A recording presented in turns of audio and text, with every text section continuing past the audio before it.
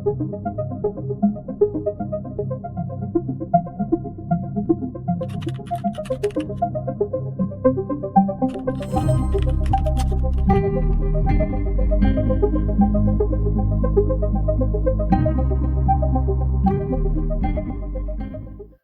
história da humanidade é, em muitos momentos, a história do trabalho. Durante os séculos, ele esteve ligado ao campo, às colheitas, às produções artesanais e às famílias. Mas no final do século XVIII, há uma mudança, o surgimento da Revolução Industrial. Antes dessa revolução, existia o sistema de produção manufatureiro, que é considerado um sistema de transição entre a produção artesanal e a produção industrial pós-revolução. A partir das manufaturas, a produção dos bens passou a ser dividida entre os trabalhadores. Não mais uma pessoa era responsável por toda a produção, e sim várias pessoas eram responsáveis por partes específicas da fabricação. Por exemplo, na produção de um sapato, antes uma pessoa ia ficar responsável por todas as etapas. Ela ia construir o sapato do zero. Mas nas manufaturas, ela só iria cortar o couro, uma outra pessoa iria costurar a sola, uma outra pessoa ia pegar os cadarços e assim por diante. É importante frisar que ainda era tudo feito à mão, mas o processo já dava sinais do que viria a seguir, que seria a divisão e a especialização do trabalho. Essa lógica de divisão do trabalho preparou o caminho para a industrialização, uma transformação que mudou completamente a maneira como as sociedades produziam, viviam e trabalhavam. A Revolução Industrial, iniciada na Inglaterra por volta de 1760, marca o início da produção em larga escala e o uso das máquinas movidas por fontes de energia, como a água e logo depois o vapor.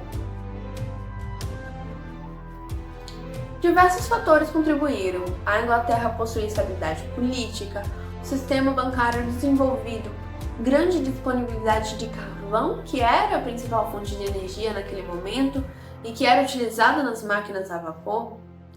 Ela também tinha acesso a colônias que forneciam a matéria-prima e que também compravam os produtos industrializados.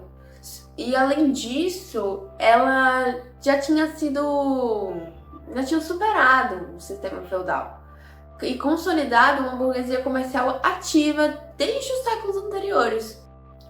Outro fator decisivo foi o conjunto de invenções tecnológicas criadas ao longo do século XVIII.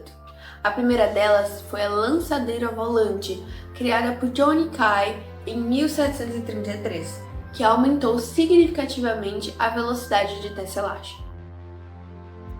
Depois vieram as máquinas de fiar, como a Spinning Jenny, inventada por James Hargreaves em 1765, que permitia fiar vários fios de uma vez só. Em seguida, Richard Arkwright desenvolveu a water frame, uma máquina que utilizava a força da água para afiar fios mais resistentes e em maior quantidade. A invenção da water frame permitiu a construção de fábricas maiores, instaladas próximas aos rios, e foi essencial para ampliar a escala da produção têxtil. It runs on water power, just like the carding machine and saw blades we saw earlier. The cotton in the top spools is drawn out by the action of the machine, which twists it nice and tight, and then gathers the yarn onto these bottom spools.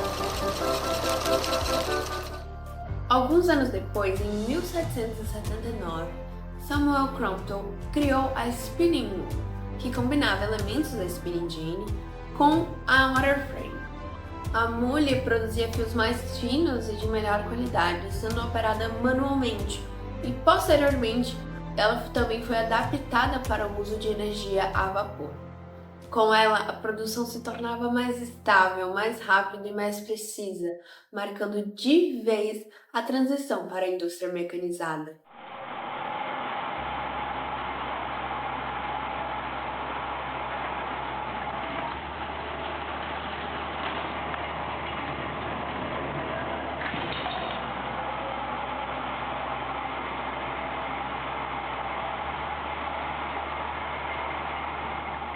A passagem da manufatura para a maquinofatura não mudou somente a técnica de produção dos bens, mas também a estrutura social, econômica e cultural do mundo. O mundo pré-revolução industrial era rural, baseado na terra, no trabalho artesanal e na produção para o consumo local. Com a Revolução, tudo isso muda.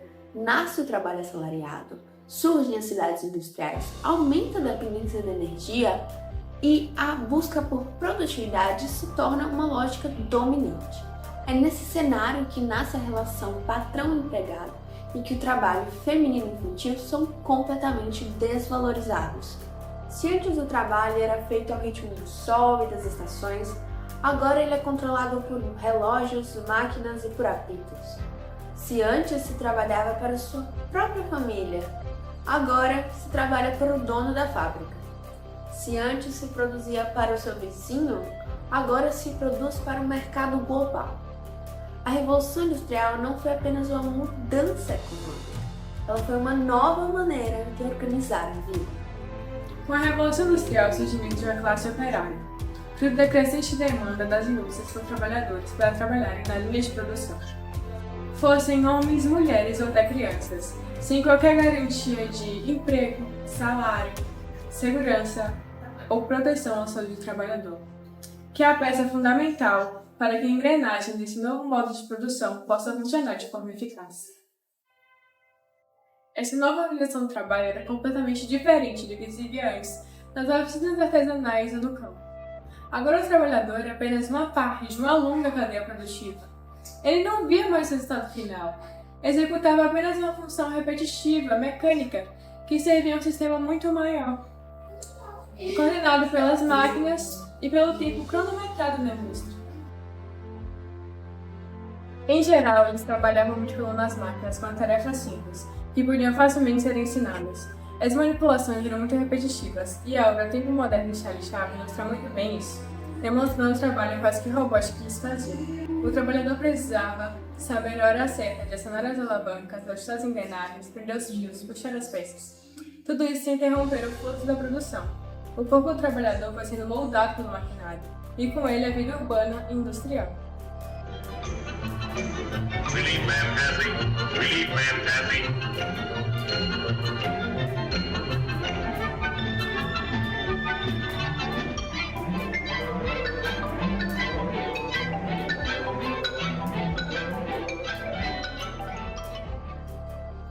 Com a Revolução Industrial e a busca por lucros crescentes, fez com que as indústrias procurassem mão de obras baratas e que fosse facilmente controlada. Nesse contexto, mulheres e crianças passaram a ser grande parte da força de trabalho das indústrias. As mulheres que antes principalmente exerciam suas funções no ambiente doméstico ou na agricultura familiar, agora passam a ser incorporadas à massa industrial, principalmente na indústria têxtil. As crianças que antes ajudavam em tarefas no campo, agora passaram a fazer trabalhos repetitivos e exaustivos nas fábricas.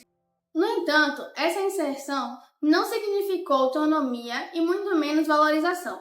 Elas enfrentaram jornadas de trabalho longas, baixo salário e condições extremamente precárias. As mães muitas vezes também eram obrigadas a levar seus filhos para dentro das fábricas, onde lá também eram explorados. Essa mudança representou uma ruptura nos modos de vida tradicionais e uma profunda desestruturação das relações familiares. O tempo do trabalho passou a dominar o cotidiano dessas mulheres e crianças, tirando-lhes o direito do convívio, do descanso e das crianças até mesmo da infância. A mudança do trabalho doméstico ao fabril representou uma grande mudança na vida das mulheres. A longa jornada de trabalho se estendia por horas, chegando de 12 a 16 horas diárias em lugares insalubres e perigosos. A fábrica, muitas das vezes mal iluminadas, superlotadas e com pouca ventilação, apresentavam riscos a acidentes e a doenças ocupacionais. A exposição a fibras têxteis, a poeira e ao calor exaustivo contribuíram para problemas respiratórios, doenças musculoesqueléticas e doenças crônicas. A exposição também era propícia a doenças infecciosas devido ao acúmulo de pessoas em um espaço confinado e a higiene precária.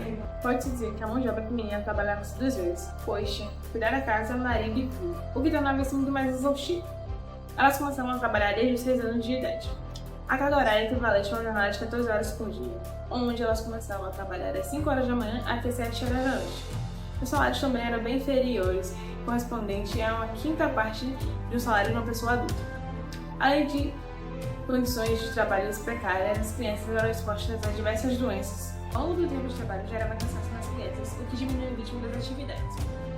Castigo como socos e outras punições eram usados para puni-las pela falta de atenção. Crianças que chegavam atrasadas e conversavam durante o trabalho também eram punidas.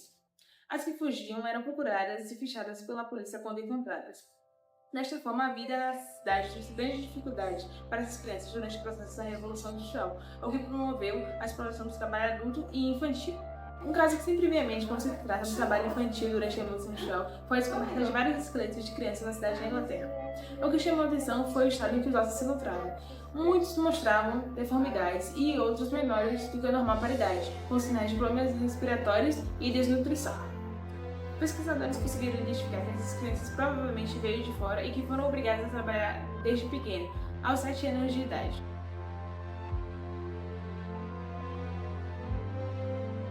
Com as insatisfações dos trabalhadores em ascensão, ganharam força os movimentos socialistas que pregavam a igualdade.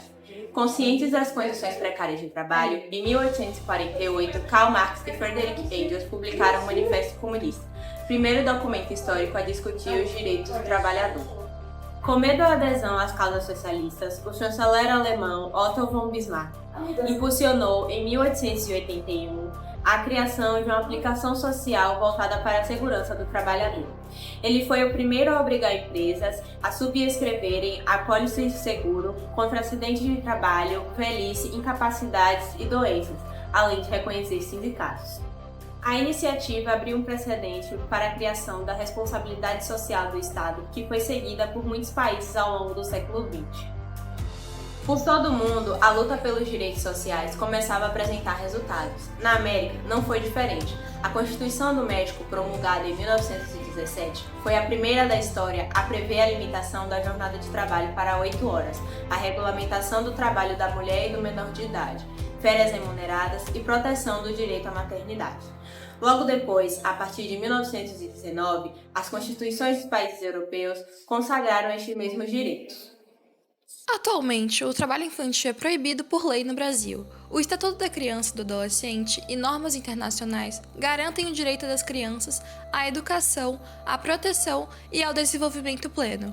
A desigualdade social ainda faz com que muitas crianças precisem trabalhar para ajudar no sustento de suas famílias. É comum vê-las nas ruas, vendendo balas nos trânsitos, limpando vidros nos semáforos ou fazendo pequenos serviços informais em mercados.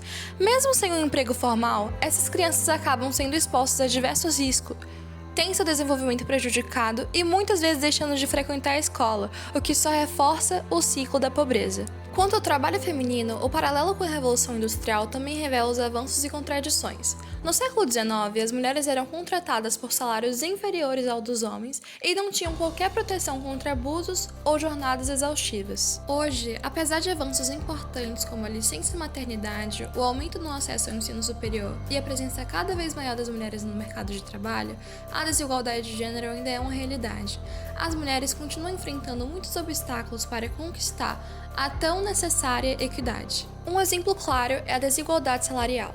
Mesmo ocupando os mesmos cargos e com a mesma qualificação, muitas mulheres recebem menos do que os homens. Segundo os dados recentes, essa diferença pode ultrapassar 25% em cargos de liderança e direção.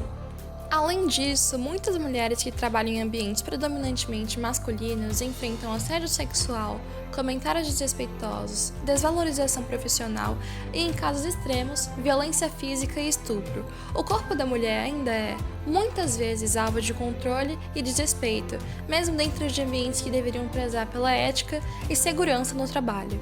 Esse cenário nos faz lembrar muito o período da Revolução Industrial, quando milhares de crianças eram obrigadas a trabalhar para ajudar no sustento de suas famílias. Hoje, mesmo com mudanças nas leis e nas condições de trabalho, a exploração da vulnerabilidade infantil ainda persiste, alimentada pela exclusão social e pela falta de políticas públicas realmente eficazes. Assim como no passado, o trabalho feminino ainda é marcado por desafios que vão além do desempenho profissional, incluem a luta por respeito, segurança e valorização. O avanço das leis, embora necessário, não garante por si só a igualdade de fato. Ainda é preciso transformar mentalidades, combater o machismo estrutural e promover ambientes de trabalho mais justos e, claro, mais inclusos. Portanto, a comparação entre passado e presente nos mostra que, apesar das conquistas legais e sociais, As raízes da exploração infantil e da desigualdade social de gênero no trabalho ainda estão presentes na atualidade. Reconhecer esses paralelos é fundamental para compreender que a luta por direitos continua e que o papel da sociedade, da escola e do Estado é essencial para romper com essas injustiças históricas.